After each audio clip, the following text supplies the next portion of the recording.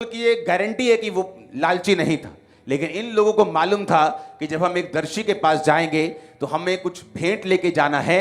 जब हम परमेश्वर के पास जाएंगे हमें कुछ भेंट लेके जाना है। ये बात पैसे की नहीं, बात ऑनर की, बात इज्जत की, बात सेंसिटिव होने की है। आमीन। मेरे स्पिरिचुअल फादर के पास बहुत पैसा था, लेकिन जब मैं उनके पास जाता था कभी भी खाली हाथ नहीं। क्यों? और अगर मान लो मैं किसी देश में गया हूं और वहां की लोकल करेंसी मान लो नायरा है, एक नायरा मतलब ₹1 मतलब 10 नायरा, एक डॉलर मतलब 300 नायरा का है। मैंने कभी भी उनकी लोकल करेंसी में मैंने उनको कभी भी ऑफरिंग नहीं दी। अगर मान लो मेरी ऑफरिंग $10,000 है या $20,000 है, तो उनकी लोकल करेंसी में वो 40 लाख बनता है। तो 40 लाख जो मैं लेके जाऊंगा इतना लगेगा, वो लगेगा कि मैं बहुत बड़ी ऑफरिंग लेके आऊं। लेकिन मैंने ये नॉनसेंस कभी नहीं की। कभी मैंने गड्डियों से उनको इंप्रेस करने की कोशिश नहीं की। जब भी गया हूं मैं ऐसी करेंसी के साथ गया हूं कि जस्ट वो इतनी सी लगे, मैं जस्ट साइड पे रख दूं। कितने मेरी बात को समझ रहे हैं? ताकि उनको बड़ा लगे। वो कौन सा यूएस में जाते हैं, उनको बड़ा लगे ताकि वो नायरा नायरा बिखर जाएं। हाँ, 500 नोट, वही $10,000 अगर आप नोटों में कन्वर्ट कर दें, 100 के नोटों में, तो ढेर लग जाएगा 8 लाख रुपए का। लेकिन ये नॉनसेंस है। मैंने कभी ये नॉनसेंस अपने स्पिरिचुअल फादर के साथ नहीं की।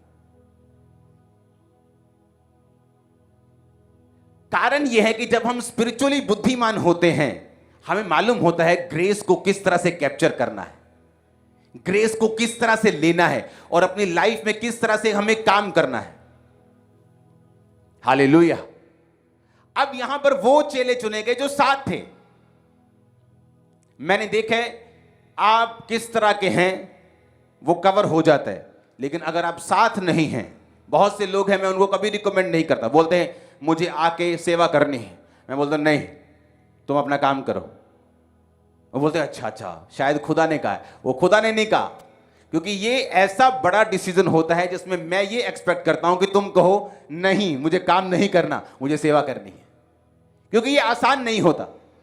जब आप सेवा करने के लिए जाते हैं या अपनी लाइफ समर्पित करते हैं तो बहुत से चैलेंजेस होते हैं, बहुत से ट्रबल्स होते हैं। तो वो ट्रबल्स में कोई ये नहीं चाहता कि आपके वर्ड्स को, कि आपने कहा था, कोई ये रिस्क लेना नहीं चाहता। अगर तुमको सेवा करनी है तो मैं अपनी गारंटी पर, अपने चैलेंज पर, अपने रिस्क के ऊपर आना है और सेवा करनी है। हालेलुया। तब बाइबल कहती है जो लोग उनके साथ थे उनमें से एक चुना गया जो शुरू से लेकर एंड तक उनके साथ थे। जीसस क्राइस्ट ने वो लोगों को चुना जो शुरू से लेकर उसके साथ थे। उसके बाद एक चेला जब मर गया, दूसरा चुना, तो वही चुना जो शुरू से लेकर उनके साथ था। वो लोग जो सेवकाई में निरंतर साथ हैं, वो लोग हमेशा जो थिक थिन में, हर मौसम में साथ हैं, हर तरह से साथ हैं। वही परमेश्वर के इस अभिषेक को जो उनके मेंटर्स की लाइफ पे खुदा ने उनको दिया होता है, उनकी लाइफ पे आता है। Hallelujah, hallelujah. आप बहुत गहरी बातों को सुन रहे हैं, आप सेम नहीं रहेंगे।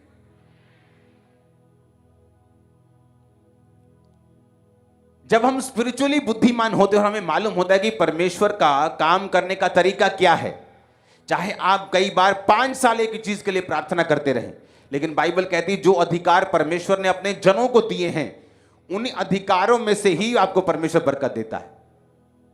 आप 5 साल प्रार्थना करते, परमेश्वर मेरी चर्च को बढ़ा, मेरी चर्च को बढ़ा, मेरी चर्च को बढ़ा, लेकिन वो नहीं बढ़ती। लेकिन जब आप एक जीवित चर्च में एक मेंटर के साथ चले जाते हैं, वही चर्च आपकी 1 साल में बढ़ जाती है। और आपने प्रेयर भी नहीं किया इतनी कि मेरी चर्च को बढ़ा, क्योंकि हाथी के बच्चे को प्रार्थना करने की जरूरत नहीं, मेरा वेट बढ़े। जिराफ के बच्चे को प्रार्थना करने की जरूरत नहीं, मेरी हाइट अच्छी हो। वो जस्ट उसका बच्चा बन के रहे, हाइट और वेट और बढ़ना ही बढ़ना यीशु मसीह के नाम। आप मेरी बात समझ रहे कि नहीं? आपको